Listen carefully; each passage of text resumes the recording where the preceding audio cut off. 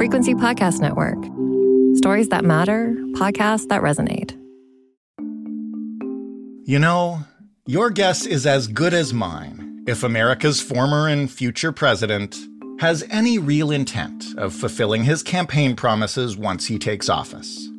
But if he does, well, he wants our water.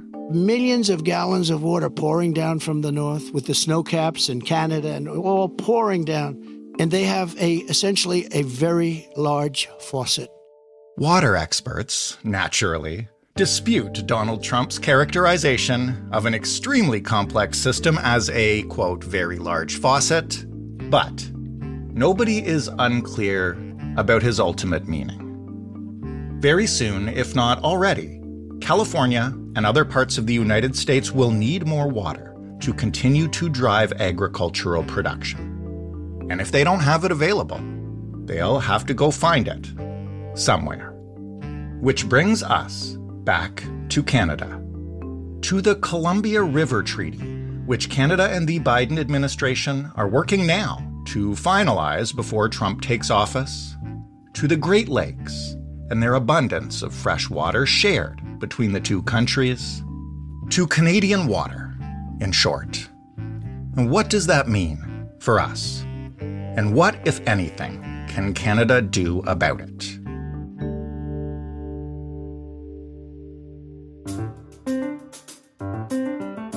I'm Jordan Heath Rawlings. This is The Big Story. Dr. Jay Famlietti is a hydrologist and global futures professor at Arizona State University. He is the former executive director emeritus at the Global Institute for Water Security at the University of Saskatchewan and the host of the What About Water podcast. Hi, Jay. Thanks very much for having me. You're most welcome. I'm going to start by asking you, because we are speaking on Monday here, and some news just broke, I guess, around meetings in Lima, Peru, that Canada and the United States are trying to finalize the Columbia River Treaty before Donald Trump takes office. Jay, what's the Columbia River Treaty?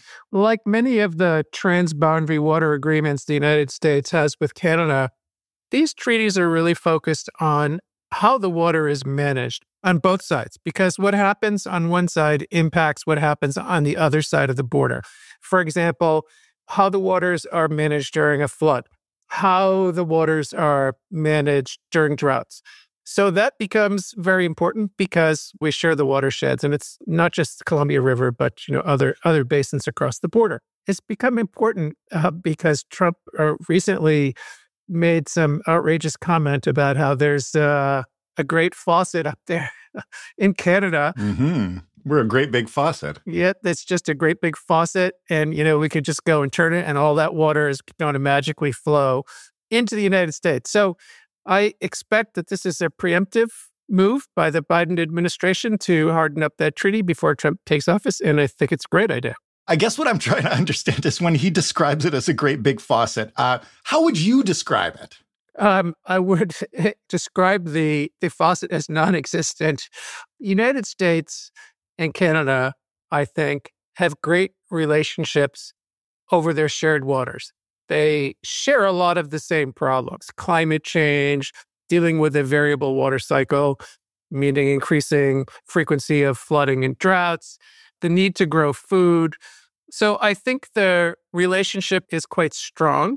There are no discussions of moving water back and forth. There's no such infrastructure in place. That's just, imaginary.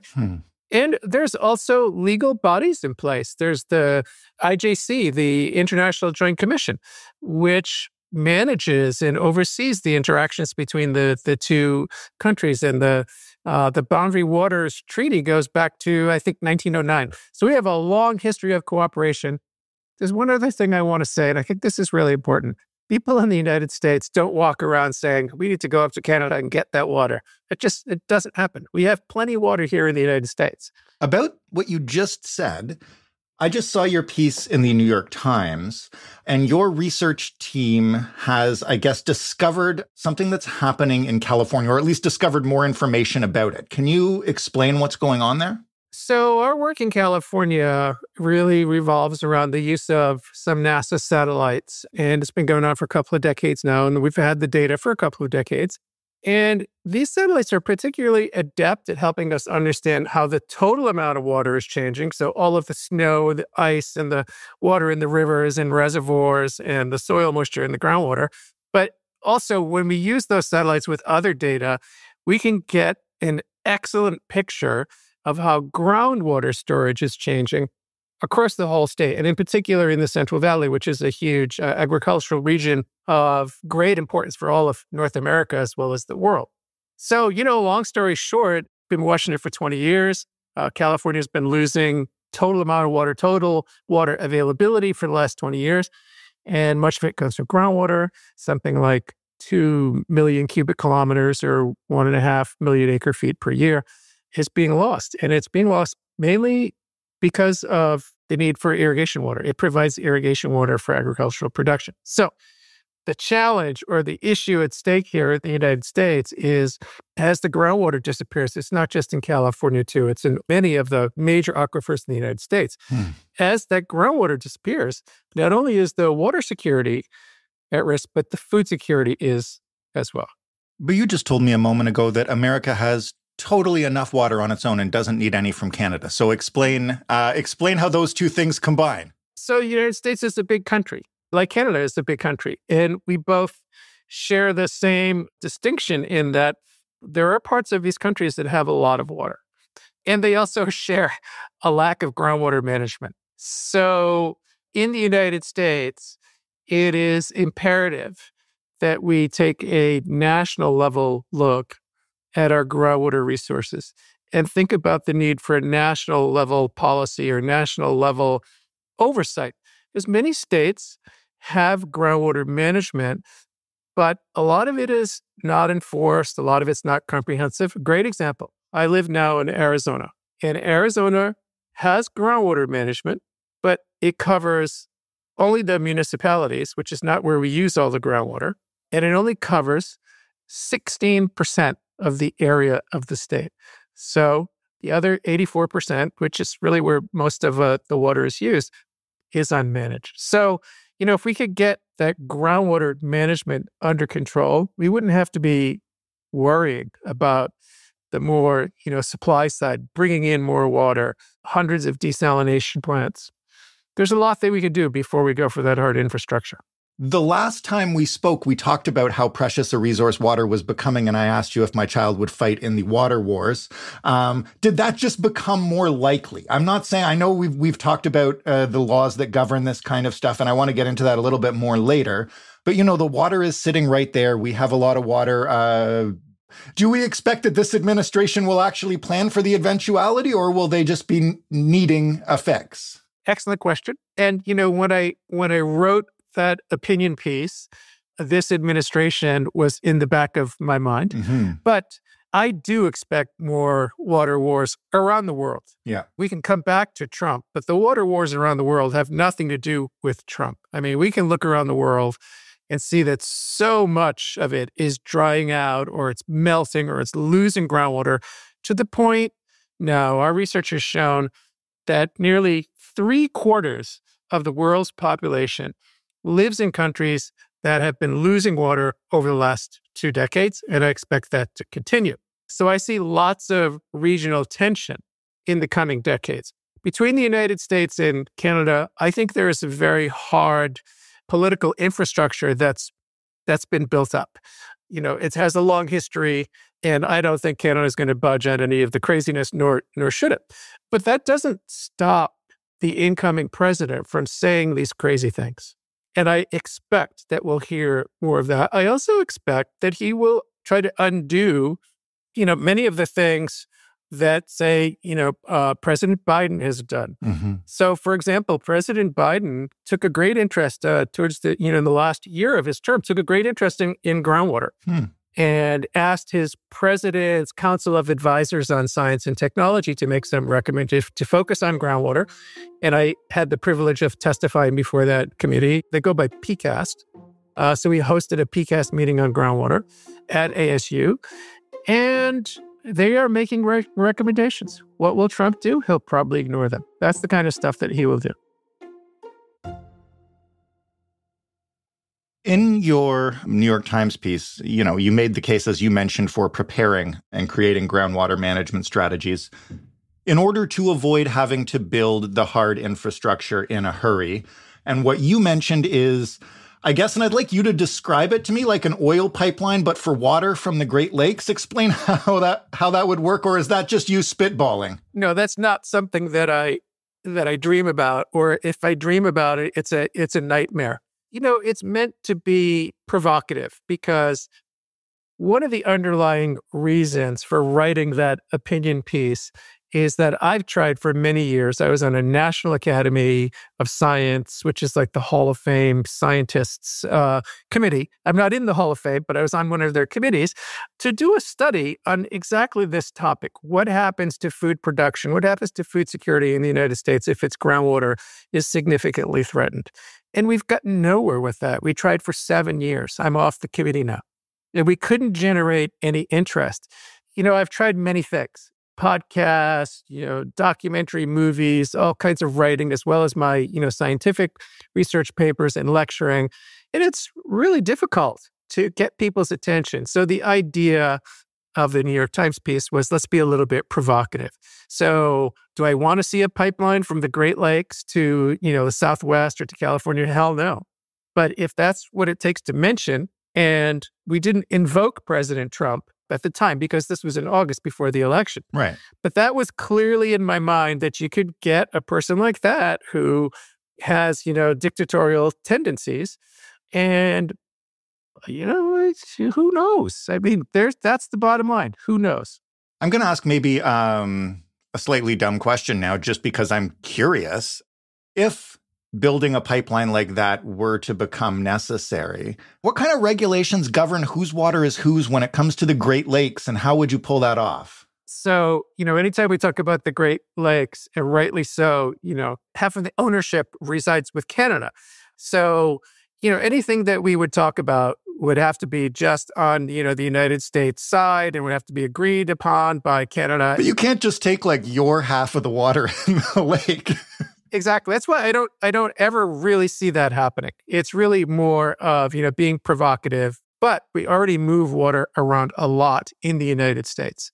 We move water all around California. We move water around the Colorado River Basin. We've got a huge canal from, the Colorado River across Arizona, bringing water to Phoenix and to Tucson.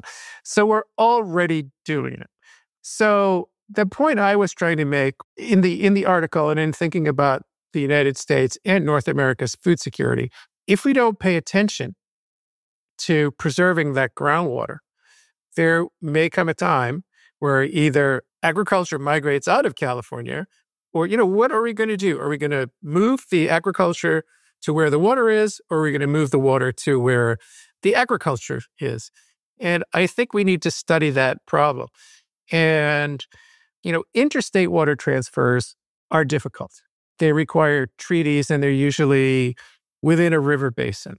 So now you're talking about potentially moving water from one, and I'm talking about the United States, not necessarily Canada, moving water from one river basin to another. Well, that's going to require national input. And so that's why I talk about a national water policy. And that's what I'm referring to when I say we have a lot of water in the United States, and we need to grow a lot of food. We have everything we need. We have all the ingredients. And so how is this all going to come together in a future where climate change is becoming more severe? It's, accelerating, in a future where, we're not doing a great job managing our groundwater. So, and the population is growing and the need to grow food is growing. So what's the plan? Let's assume and also hope for a moment that you're quite right about the Trump administration not being able to simply come in and get Canada's water, and that, those laws would hold. And obviously nobody's talking about moving troops across the border and that kind of stuff. One thing, though, that I have seen up here is the thought that, well, actually, if the United States needs water, or water is becoming scarce, we have a lot and we could sell it. Right. Where are we going when we look at water as a commodity to be bought and sold? And is that something that might happen between Canada and the U.S.? Sure. I could definitely see that happening because we around the world have what I call the water haves and the have-nots. And, big country like Canada does have a lot of water.